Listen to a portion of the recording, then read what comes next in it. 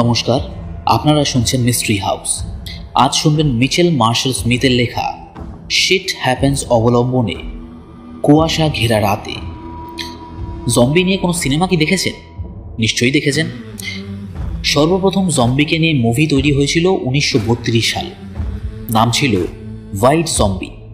তারপর 1968 সালে যখন night of the living dead release হলো, তখন থেকেই শুরু হলো এর জনপ্রিয়তা। এরপর থেকেই আসতে শুরু করলো একের পর এক zombie movie. Return of the living dead, dawn of the dead, evil dead. তারপর 90-এর দশকে চলে এলো জম্বি নিয়ে ভিডিও গেম রেসিডেন্ট ইভিল। আজকাল জম্বি নিয়ে টিভি সিরিজ বা ওয়েব সিরিজও হচ্ছে, ফলে এর জনপ্রিয়তা যে কতটা তা স্পষ্ট বোঝাই যায়। কিন্তু জম্বি নিয়ে একটা অডিও স্টোরির কথা আপনি কি ভাবতে পারেন? যদি আমি নিজের দিক থেকে বলি, তাহলে আমার জবাব হলো না। অন্তত আমার তাই বিশ্বাস ছিল।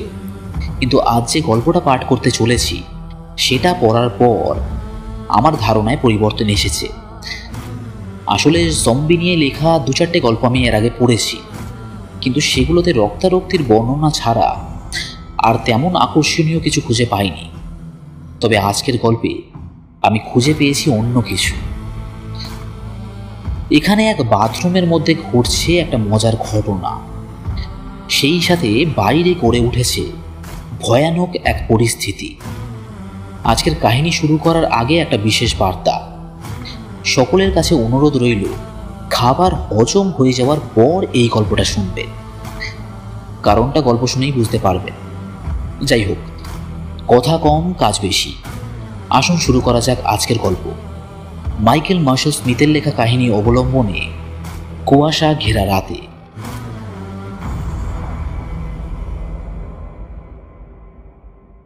আমি তখন প্রচণ্ড নেশায় ছিলাম। না হলে যা ঘটছিল সেটা আমি আরও আগেই বুঝে ফেলতাম। ইস্ট কোস্ট থেকে লং বিচে আসতে বেশ ধকল গিয়েছিল। এর শুরু হয়েছিল উবের করে আসার সময়। কি আজব ড্রাইভার মাইরি, এক নাগারে পলিটিক্স নিয়ে কথা বলে যাচ্ছিল।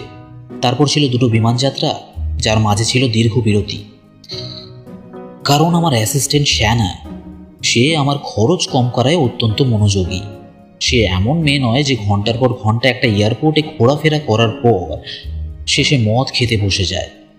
অন্যদিকে আমি এয়ারপোর্টে বসে থেকে থেকে অস্থির হয়ে যাওয়ার পর আমার যুক্তিগত মন আমায় এটাই জানান দিল যে পরের ফ্লাইট আসার আগে একটু মদ পান করাই যায়।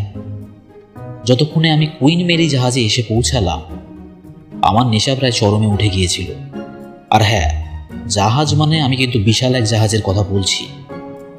এই বছর কুইন মেরি জাহাজেই আমাদের কোম্পানির কনফারেন্স বসেছে। বিচের ধারে অবস্থান করা এই ঐতিহাসিক জাহাজটাকে একটা বড়সড় হোটেলও বলা যায়। আমি মুখে সিগারেট ধরে সেই বিশাল বস্তুটার দিকে তাকালাম। তারপর এগিয়ে চললাম ভিতরে গিয়ে চেক ইন করার পরপরই লন্ডন অফিস থেকে আসা একটা ছোকরা ছেলে এসে আমায় বলল, বারে এখন নাকি হ্যাপি আওয়ার্স চলছে, তাই এখানে দাঁড়িয়ে কেন অপেক্ষা করছি। আমি দ্রুত নিজের ব্যাগ নিয়ে রুমে চলে গেলাম। তারপর ব্রাশ করে জামা পাল্টে নিলাম। তখন আমার মনে পড়লো সেই ইংরেজ ছেলেটার নাম সম্ভবত পিটার সামথিং। সুতরাং এবার বারে গিয়ে আমি তাকে সঠিকভাবে সম্বোধন করতে পারব। কি দেখলেন তো, একেবারে প্রফেশনাল। বারটা জাহাজের সামনের দিকে, সেখানে একটা খোলা জায়গাও রয়েছে যেখানে মদ খেতে খেতে স্মোক করাও যায়। পারফেক্ট। এখন কনফারেন্সে যাওয়ার আগে অবধি আমার কাছে কোনো কারণ নেই এই জায়গা ছেড়ে যাওয়ার। বারে এখন তেমন একটা লোকজনও নেই, কারণ গতকাল থেকেই কনফারেন্স অফিসিয়ালি চালু হয়ে গিয়েছে। আমি বৃহস্পতিবার এসে পৌঁছেছি, কারণ শ্যানান এইভাবে আমার জন্য সবচেয়ে কম দামি ফ্লাইটটা বুক করতে পেরেছিল। তবে একটা অতিরিক্ত রাতের টাকাও আমাকে দিতে হয়েছে এই জাহাজে। কিন্তু শ্যানান বলেছে তাতেও লাভের উপর লাভ হয়েছে আমাদের। তারপর সে আমাকে বোঝাতে শুরু করে কিভাবে হয়েছে এই লাভ, কিন্তু আমি সেই সব আর মন দিয়ে শুনিনি। ওখানে বেশিরভাগ লোক আমাদের ইউরোপিয়ান অফিস থেকেই ছিল। আমার তাদের সাথে পরিচয় শুধু মুখ দেখা অবধিরই ছিল, কিন্তু মদের নেশা জিনিসটাই আলাদা। পরিচয় জমানো একেবারে সহজ করে দেয়। পিটার আমাকে জাহাজটা ঘুরিয়ে দেখাতে শুরু করলো, বোধহয় ওই লম্বা মহিলাটাকে এড়িয়ে চলার জন্যে। গতবারের কনফারেন্সে ওর সাথে রাত্রি যাপন করেছিল পিটার। সেবার মহিলা প্রচুর মদ খেয়ে খালি খালি তাকাচ্ছিল পিটারের দিকে। বারে থাকা সত্ত্বেও আমার মাথায় ছিল আমাকে আমাদের ফ্ল্যাগশিপ ভার্চুয়াল নেটওয়ার্কিং মডিউলের আপডেট দিতে হবে, তবে সেটা শনিবারের আগে নয়। আর তাছাড়া প্রতিদিন তো আর এরকম অভিনব জাহাজে মদ খাওয়ার সুযোগ পাওয়া যায় না, তাই না? আমি মদ খাচ্ছিলাম, কথা বলছিলাম, বাইরে গিয়ে স্মোক করছিলাম এবং তাকাচ্ছিলাম বহু দূরে সমুদ্র তটের ওপারে জ্বলতে থাকা শহরের আলোগুলোর দিকে। তারপর একসময় কুয়াশা জমতে শুরু করলো এবং আবছা হতে শুরু করলো আলোগুলো। আমি ঠিক করলাম এবার বিয়ার খাবো শুধু, আর বেশি নেশা চড়াতে চাইলাম না। কিন্তু খানিকক্ষণ পরেই পেয়ে গেল প্রচণ্ড জোর বাথরুম। আর ভাগ্যবশত গতবার পিটারের সাথে বারের কাছাকাছি একটা বাথরুমও আমরা খুঁজে পেয়েছিলাম। সেটা জানলাবিহীন করিডোরের মাঝে সরু পথটা ধরে যেতে হয়। খুব বেশি জন ওটা ব্যবহার করে না, তারা দূরের বড়সড় বাথরুমটাই ব্যবহার করে থাকে। এটাকে দেখে মনে হয় ছোট একটা ঘুপড়ি ঘরকে বাথরুমে পরিণত করা হয়েছে। এখানে দুটো বাথরুম করার জায়গা আর একটা পায়খানা করার জায়গা রয়েছে, কিন্তু খুব জোর পেয়ে গেলে এটাই সরল। 9টার মধ্যে আমাদের বেশিরভাগ জন স্মোক করার জন্য স্মোকিং জোনে গিয়ে উঠলাম, কিন্তু সেখানে পিটার আর সেই মহিলাকে কোথাও দেখতে পেলাম না। বোধহয় ওরা আবার আনাচে কানাচে ফুর্তি করতে গিয়েছে। কয়েকজনের শরীর খারাপ লাগছিল বলে তারা একটু হাওয়া খেতে বাইরে গেল।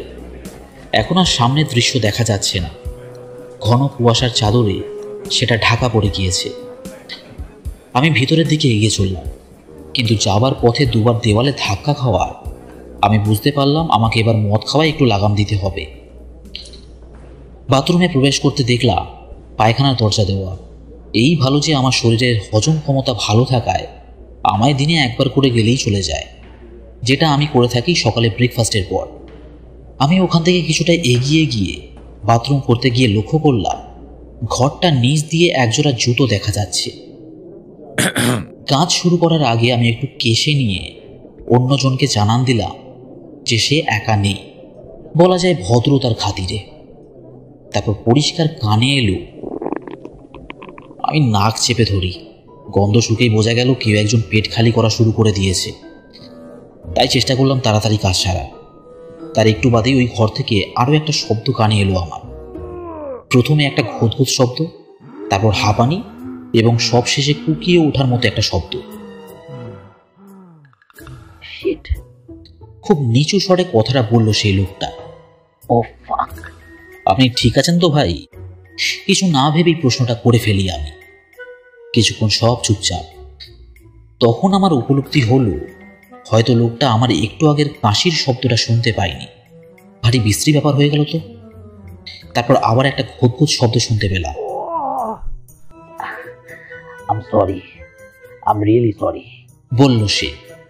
হয়তো নেশায় ছিলাম বলেই লোকটার সাথে কথা বলতে আমার তেমন অস্বস্তি বোধ হচ্ছিল না। আমার ভাগ্য বলো যে আমি আজ তেমন উল্টাপাল্টা কিছু খাইনি। জ্বালা পেঁয়াজ খেয়েছিলেন নাকি? না। ও, তাহলে ঝাল মশলা? আমি তো বলবো দেশি জিনিস খাওয়াই বেশি ভালো। আজকালকার নিত্য নতুন মশলাগুলো খুবই ক্ষতিকর। আমারও তো হয়েছিল, তাই জানি ভাই। সেরকম কিছু না হে, আসলে। কথাটা বলা মাত্র লোকটার পেট থেকে একটা গুড়গুড় শব্দ কানে, আর তারপরই ফরাস করে আরো একটা শব্দ। আর তারপর বাপরে, মানে কি গন্ধ মাইরি! আমার কাজ ততক্ষণে শেষ হয়ে গিয়েছিল, আর ওখানে দাঁড়িয়ে থাকার আর কোনো কারণও ছিল না। আমি প্যান্টের চেন আটকে বললাম, চললাম বন্ধু। বেসিনের দিকে যাওয়ার পথে আবার দেওয়ালে ধাক্কা খেলাম। ঘরের গন্ধটা তখন যেন আরো খারাপ হয়ে উঠেছে। আমি ঠিক করলাম হাত না ধুয়ে বেরিয়ে যাব, কিন্তু অভ্যাস জিনিসটা মারাত্মক। আমি দম আটকে কোনো মতে হাত ধুয়ে টিস্যু পেপার ছিঁড়ে নিলাম। তখন আবার কানে এলো লোকটার গড়গড় করা শব্দ। আমি তাড়াতাড়ি হাত শুকোতে শুরু করলাম, কারণ সেকেন্ড ওয়েভ আসতে চলেছে। গন্ধ থেকেই সেটা বোঝা যাচ্ছে। তবে অনেক দেরি হয়ে গিয়েছিল। তরল ছিটকানোর শব্দটা ছিল ক্ষুদ্র, জোরালো এবং বিস্ফোরণের মতো। তারপর আরও একটা শব্দ কানে আসতে আমি দরজার হাতলটা ধরে ফেলি। ওহে ভাই, তোমার অবস্থা তো একেবারেই ভালো ঠেকছে না। সরি, ধীর কণ্ঠে বলল লোকটা। কাউকে কি জানাবো যে তোমার শরীর তেমন একটা ভালো নেই? মানে কোনো বন্ধু বা তেমন কাউকে? না, নিচু গলায় বলল সে। নাক টানল। আমি ঠিক আছি, শুধু একটু পেটে সমস্যা। তুমি নিশ্চিত এটা ঝাল খাওয়ার ফলে হয়নি? আমি আজ কিছু খাইনি এখনো অবধি, আর আমার পিছনে ব্যথা হচ্ছে না, ঠিক আছে? আসলে ও আরে লোকটা থেমে গিয়ে আবার ঘুমিয়ে উঠল। গন্ধটা আরো জোরালোভাবে নাকে এসে ধাক্কা মারল। এই অবস্থায় কথা বলতেও সমস্যা হচ্ছিল। নোরো ভাইরাসের জন্য নাকি? ওটা আমাকেও কতবার ধরেছিল। খুবই খারাপ রোগ। আমার তো মনে হয় না। কয়েক বছর আগে আমার সেটা হয়েছিল, কিন্তু ওটা ছিল লুজ মোশনের মতো, কিন্তু সেটাই কোনো ব্যথা হতো না। এইবার ব্যথা হচ্ছে? সে তো হচ্ছেই। ভাবলেও অবাক লাগে যে উপরে বিয়ারের বোতল ছেড়ে আমি এখানে দাঁড়িয়ে কথা বলছি। তবে হুট করে চলে যেতেও কেমন একটা লাগছিল। তখনও কি ব্যথা করছে না? মানে যখন মাল মশলা বের হচ্ছে? না, ভিতরে হচ্ছে।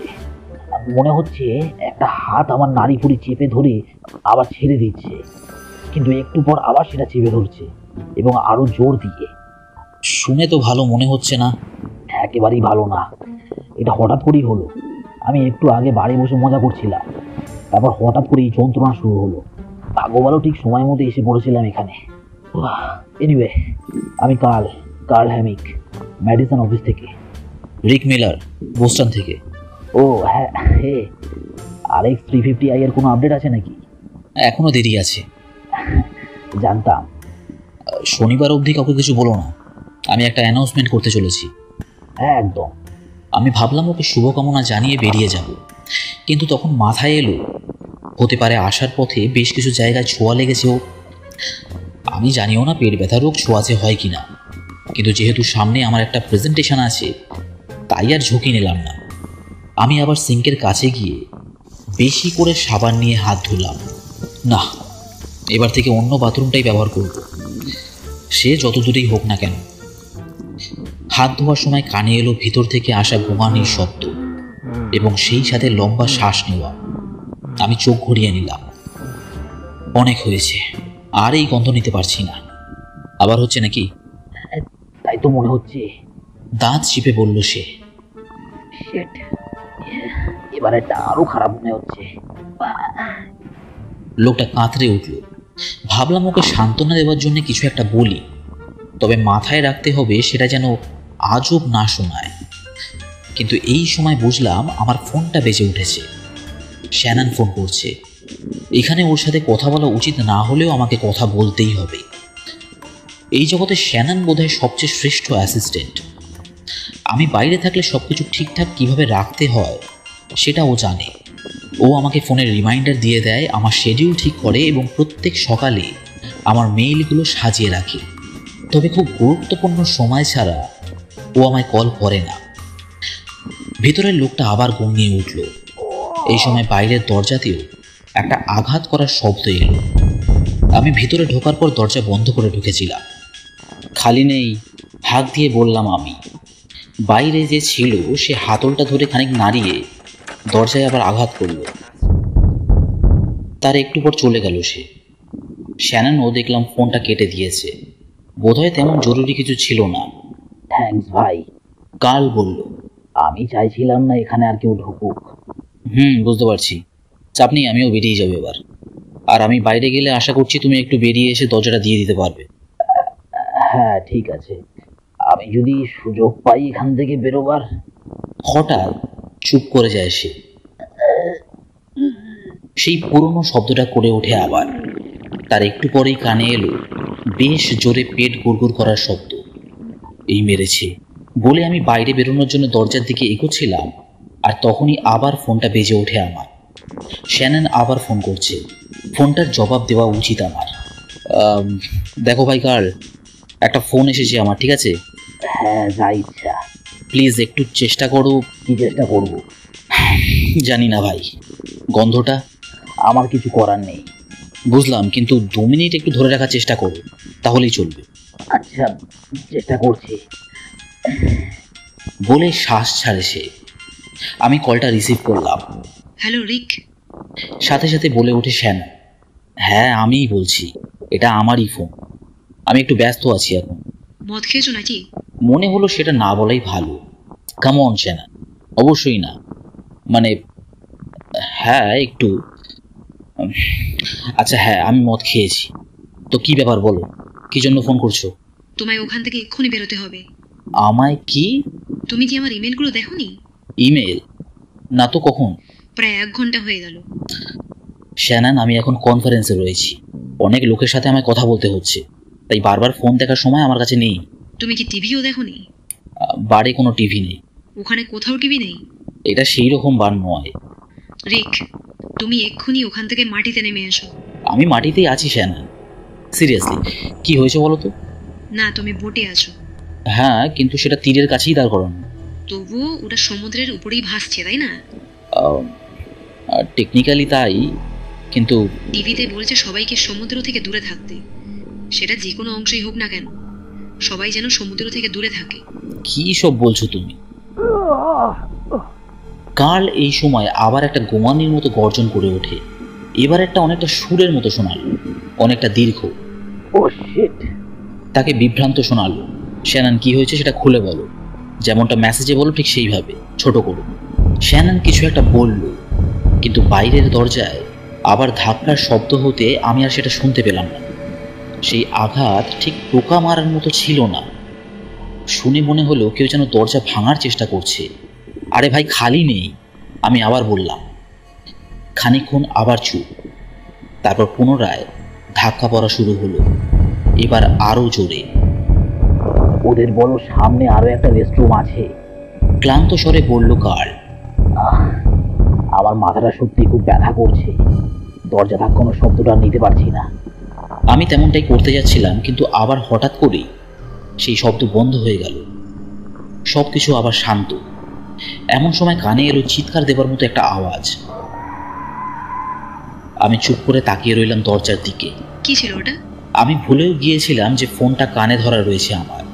শ্যানানের গলার স্বর শুনে চমকে উঠলাম। শুনে মনে হলো ও যেন ঠিক আমার পাশেই রয়েছে। জানি না, বললাম আমি। ওটা চিৎকার ছিল না? হ্যাঁ, ওরকমই তো মনে হলো। চমকে ওঠে শ্যানান। আমি তাই নিজেকে শান্ত করার চেষ্টা করি। আচ্ছা, ওরা টিভিতে কি বলছে? সব চ্যানেলে ওরা বলাবলি করছে, এমনকি ইন্টারনেটেও। টুইটারে তো সবাই পাগল হয়ে গিয়েছে। এই কয়েক ঘন্টা আগে কিছুজন সমুদ্র তীরে কিছু অদ্ভুত ভিডিও পোস্ট করেছে। সমুদ্রে কিছু একটা গোলমাল আছে রিক। কিন্তু কিসের গোলমাল? আমি ঠিক জানি না, এক প্রকার কুয়াশা জমছে সেখানে। কুয়াশা? মনে পড়ে গেল ডেকে দাঁড়িয়ে সেরম কিছু আমিও দেখেছিলাম। হ্যাঁ, কুয়াশা। তবে এখন ওরা বলছে ওটা কুয়াশা ছাড়া অন্য কিছু হতে পারে। কেউ কিছুই জানে না। আচ্ছা, একটু লাইনে থাকো। কি ব্যাপার? হালকা কণ্ঠে জিজ্ঞেস করলো কার্ল। কিছুই বুঝতে পারছি না, আমি জবাব দিলাম। ফোন ঘুরিয়ে চলে গেলাম সোজা টুইটারে। আমার ফিড বেশিরভাগ টেকনিক্যাল জিনিসের পোস্টেই ভর্তি থাকে, বিশেষ করে আমার প্রতিদ্বন্দ্বী ব্লগার বা কোনো ইনফ্লুয়েন্সারের। কেউ আমাদের কোম্পানি নিয়ে উল্টাপাল্টা কিছু বলছে কি না সেটা যাতে জানা যেতে পারে, বিশেষ করে RX 350i এর দেরি হওয়ার বিষয়টা নিয়ে। কিন্তু পরিস্থিতি একেবারেই আলাদা। কোনো টেকনিক্যাল পোস্ট নেই, শুধু সাধারণ কিছু মানুষের করা টুইট দেখতে পাচ্ছি। ভিডিওগুলো আবছা, সেখানে মানুষ দৌড়াচ্ছে। কেউ কেউ জিজ্ঞেস করছে সন্ত্রাসীরা হামলা করেছে কিনা দেশে। এবং হ্যাঁ, একটানা মানুষ মেসেজ করে যাচ্ছে যেন সমুদ্র থেকে সকলে দূরে থাকে। কি করছো তুমি? শ্যানান জিজ্ঞেস করলো। টুইটার চেক করছি। এ তো একেবারে যাচ্ছে তাই অবস্থা। চলছেটা কি বাইরে? করিডোর থেকে আবার চিৎকারের শব্দ কানে এলো আমার, যেন কোনো সাইরেন বাজছে। কেউ যেন দৌড়ে গেল দরজার সামনে দিয়ে, তারপর আচমকা থেমে গেল। বাইরের সেই নিস্তব্ধতা এতটাই গাঢ় ছিল যে ভিতরের এই গড়গড় শব্দটা আমার কানে এলো না। তারপরই ভস করে একটা শব্দ। ওরে বাবারে, এ কি? না না। কাল বলে উঠল। ওটা কে ছিল? জানতে চাইল শ্যানান। কারো গলা এলো আমার কানে। তাকে চিন্তিত শোনালো। আমি এখন বাথরুমে আছি, ভিতরে আরেকজন আছে বোস্টন অফিস থেকে। কার্ল হ্যামিক? তুমি ওকে চেনো? সেইভাবে না, তবে লোক চেনাই আমার কাজ। যাই হোক শ্যানান, এখন যেটা আমার দরকার তা হলো আমি চুপ করে যাই। সত্যি বলতে গেলে আমি নিজেও জানি না এখন আমার কি জানা দরকার। আমার টুইটার ফিডে একের পর এক সেই একই রকমের পোস্ট এসে চলেছে। এই সময় একটা নোটিফিকেশন উঠে এলো স্ক্রিনে। সান্তা মনিকা খালি করে ফেলা হচ্ছে। আমার হৃদস্পন্দন ক্রমশ বেড়ে চলেছিল তখন। এসব কিছু যে সত্যি সেটা বিশ্বাস করাই কঠিন হচ্ছিল আমার পক্ষে। কিন্তু তখন আমার চোখে পড়ল একটা খাঁটি নিউজ চ্যানেলের পোস্ট, যাদের খবরে কোনো রকম জল মেশানো থাকে না। ওটা ছিল CNN। সে আমাদের প্রেসিডেন্ট যাই বলুক না কেন, CNN-এর উপর আমি সবসময় বিশ্বাস করে এসেছি। এই সময় মাথার উপর একটা ধূপ করে শব্দ হলো, যেন কোনো জিনিস এসে ধাক্কা খেল সেখানে। আমি এই বোর্ডের লেআউটের বিষয়ে তেমন একটা জানি না, তবে মনে হয় উপরের কোনো আসবাবপত্র মেঝেতে পড়েছে। আশা করি সেটা যেন কোনো আসবাবপত্রই হয়, কারণ যদি ওটা কোনো মানুষ হয়ে থাকে তাহলে সে নির্ঘাত মারা গিয়েছে। শ্যানন, কোথায় আছো তুমি? গাড়িতে স্পিকারে কথা বলছি। যাচ্ছ কোথায়? 1 মিনিট দাঁড়াও। একটু বিরতি নিল সে। ওর উপাস থেকে ক্ষীণ কিছু গলার স্বর কানে এলো আমার। তুমি কারো সাথে আছো নাকি? না, রেডিও চলছে। একজন আর্মির লোক বলছে যে ওরা নিশ্চিত জলের মধ্যে কিছু একটা রয়েছে। মানে টেররিস্ট জাতীয় কিছু না তাহলে? না, ওটা আদি ওরা বাদ দিয়েছে। কোনো টেররিস্ট নয়, জলের মধ্যে সত্যি কিছু একটা রয়েছে। কিরকম জিনিস? সেটা ওরা জানে না। তুমি যে করেই হোক রাস্তায় উঠে এসো। আমার কানে এলো করিডোর ধরে কেউ একজন চিৎকার করতে করতে পালিয়ে গেল। চিৎকারটা কেমন ফাঁপা শোনালো কানে, তবে চলে যাওয়ার আগে বাথরুমের দরজায় কয়েকবার জোরে জোরে আঘাত করলো। সেটা বলার চেয়ে করাটা কঠিন। বাইরে বেরোতেও আমার গায়ে কাটা দিচ্ছে। রিক, জাহাজ থেকে নামো তাড়াতাড়ি। বাথরুমের ভেতরে গন্ধটা আরো বেশি করে নাকে লাগছে এবার।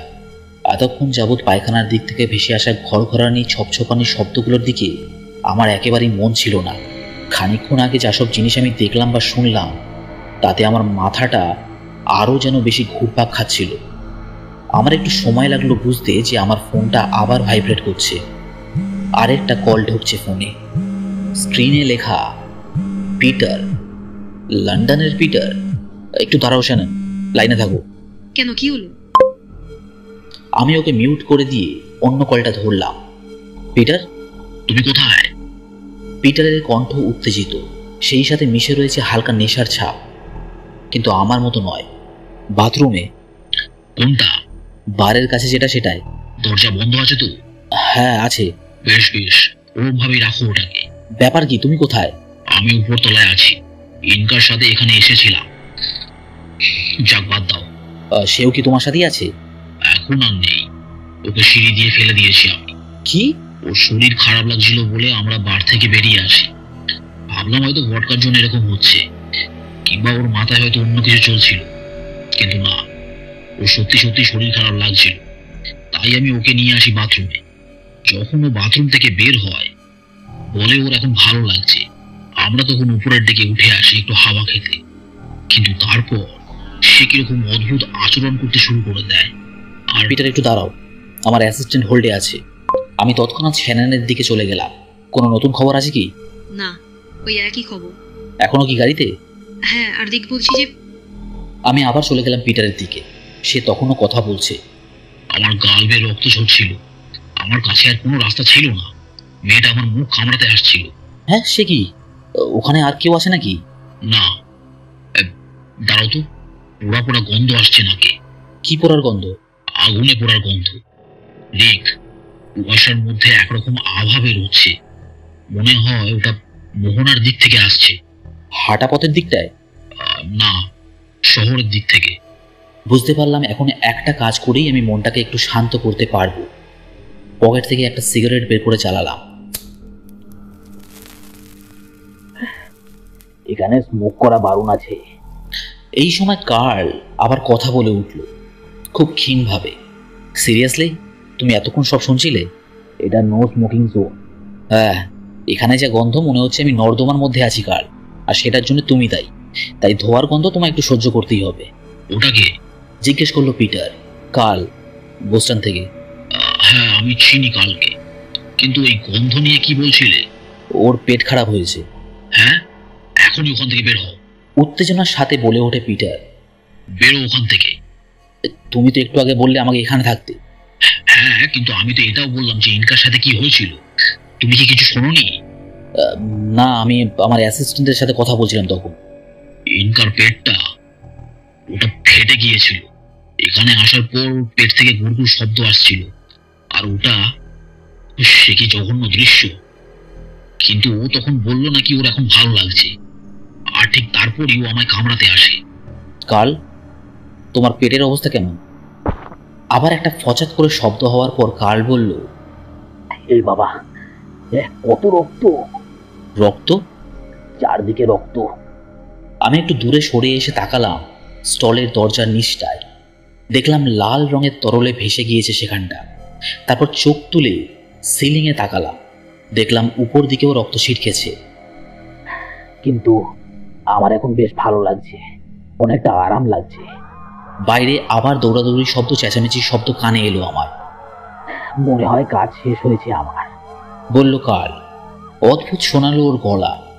হ্যাঁ, এখন একদম ঠিক লাগছে। আমি ফোনটা কান থেকে নামিয়ে নিলাম।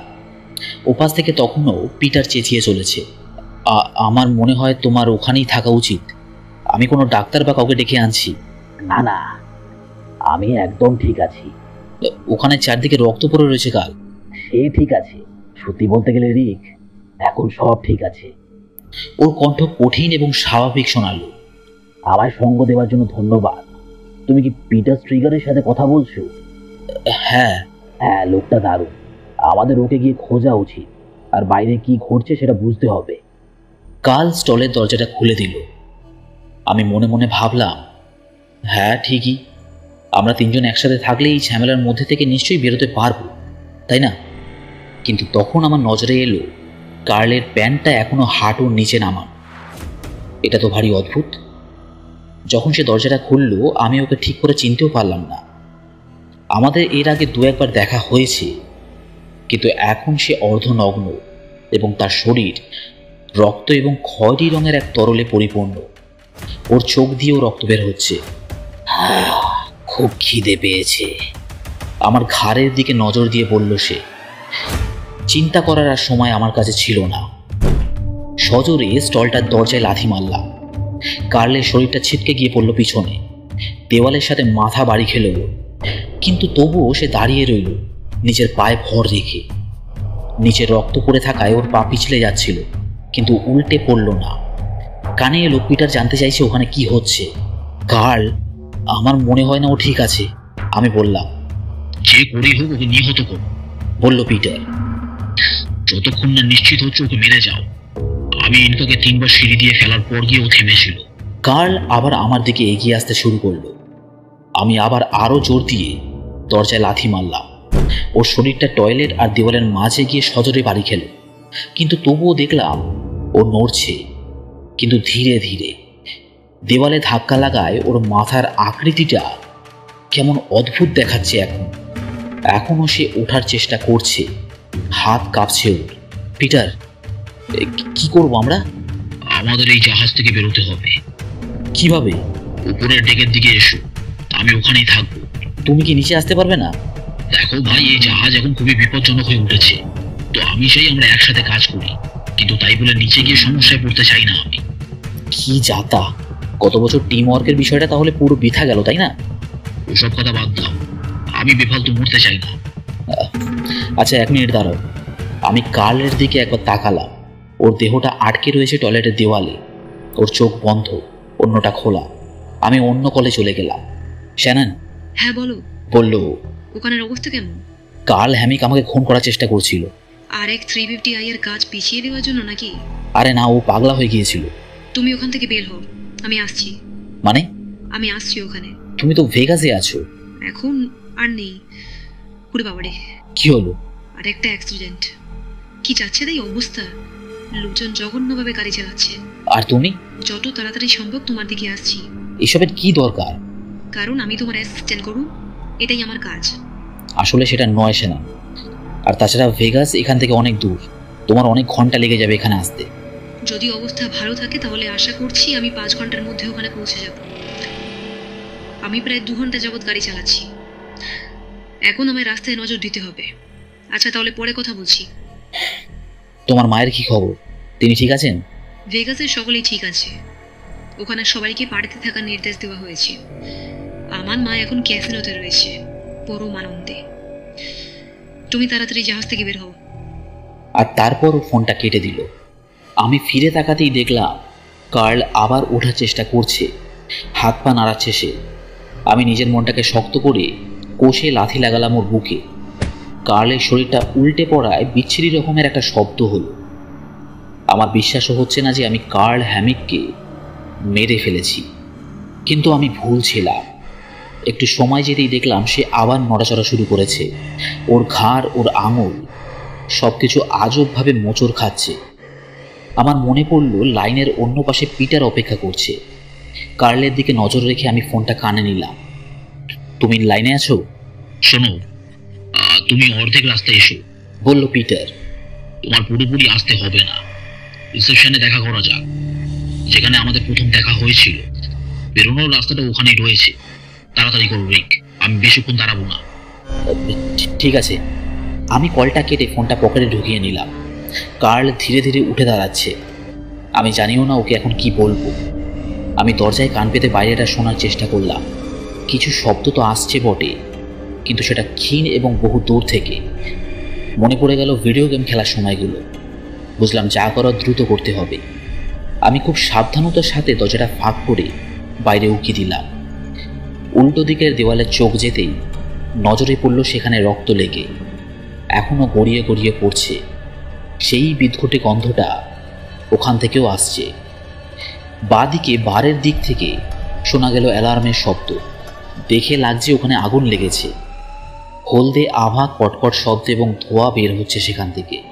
ঠিক করলাম সরু করিডোরটা ধরে এগোবো, সেটাই সবচেয়ে সুরক্ষিত হবে বলে মনে হলো।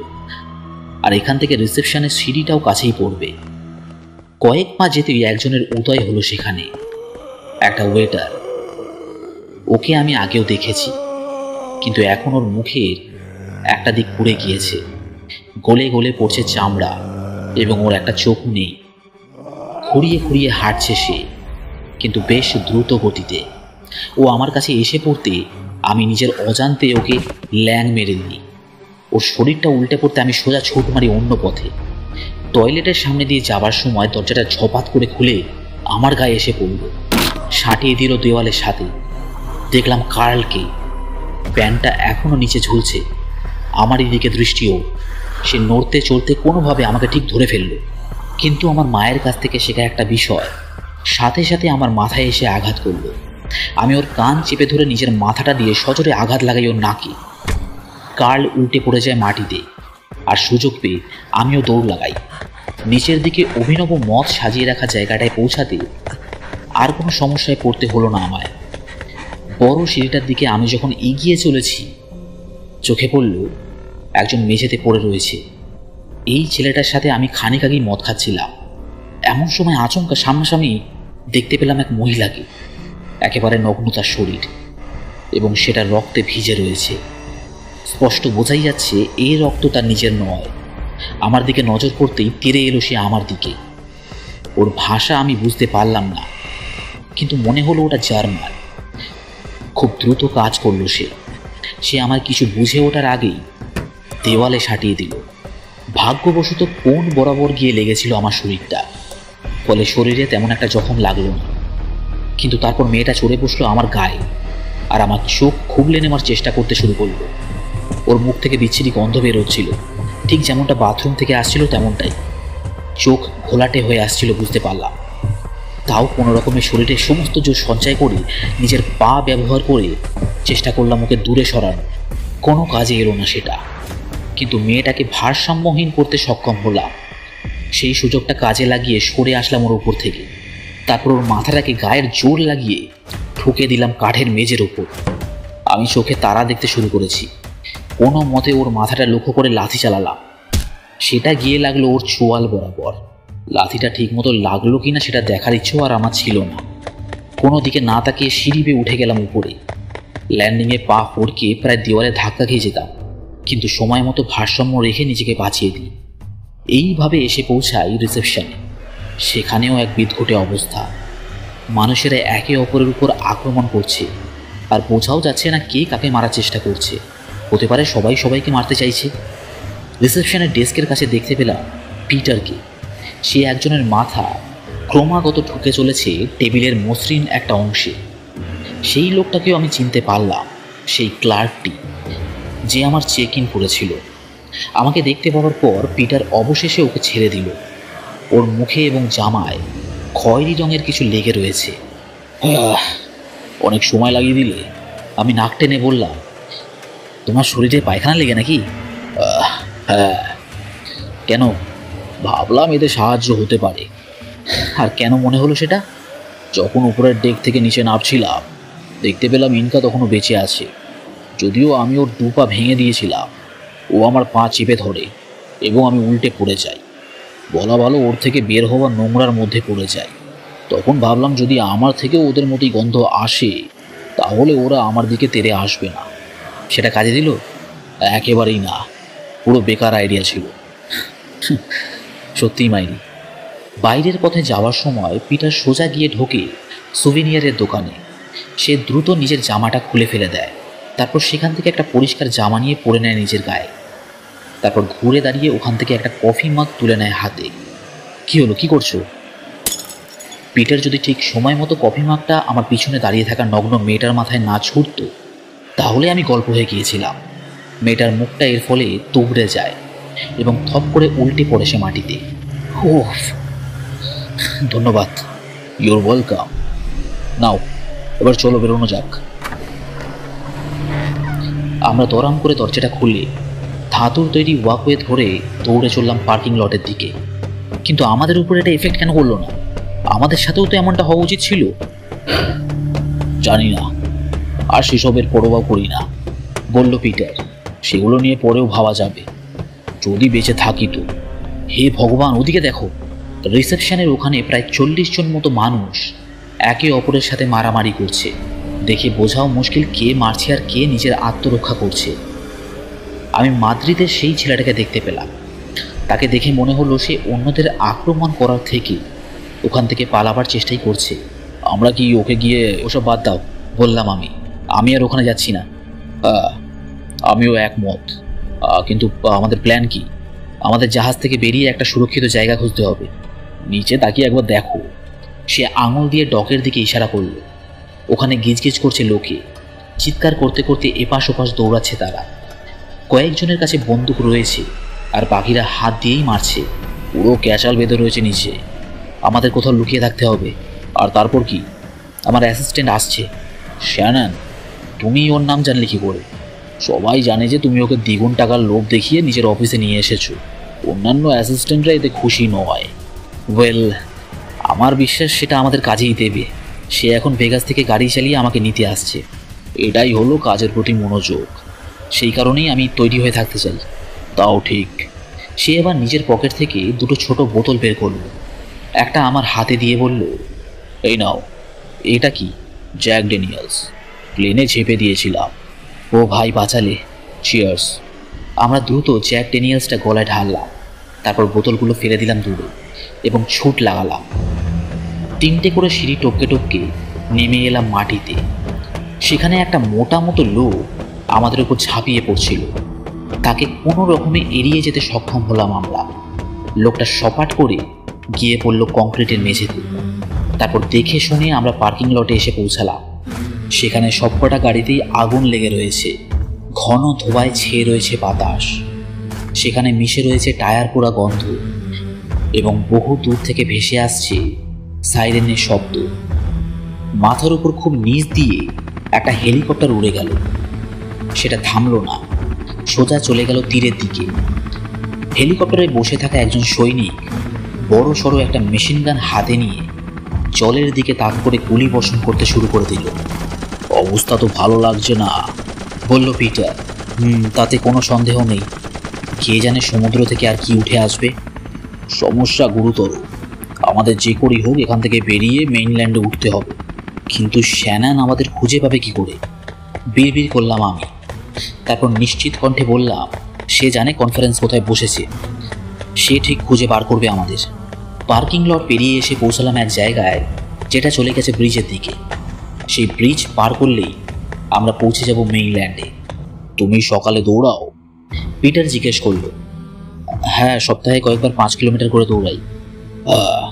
আমিও। আশা করি সেটা কাজে লাগিয়ে আমরা এখান থেকে বেরোতে পারবো। হ্যাঁ, তুমি পারবে। তোমার শরীরের গন্ধটাকে বাদ দিলে বাকি সব কিছু ঠিকঠাকই আছে।